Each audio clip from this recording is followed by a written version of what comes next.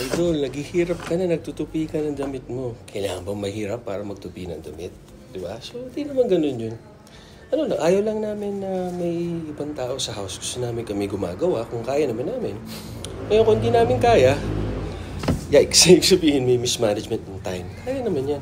Pag sobrang busy lang or hectic, dito following hindi gagawin. Kaya kung nakita nyo minsan, naka-paper plates kami kasi wala na kaming time para maghugas ng plato, para diretso ng tulog, or kung ano man yung gagawin namin. Mas maganda kasi talaga na ikaw gumagawa ng lahat para makita mo kung may mga problema sa mga gamit mo sa bahay, sa mga damit mo, sa everything. Parang sa business, kung hindi ka naka-hands-on, usually hindi maging successful ang business mo. Iba lang talaga yung pinanganak na mayaman, namana yung kayamanan, iba naman yung ganun. Pero usually hindi naglalas yung ganun kasi iba talaga pag pinaghihirapan. So, tama kayo, mali ako, I'm not your doctor, do what works for you. Happy, healthy guys, God bless. 45 years old, 6-pack, pack na pack.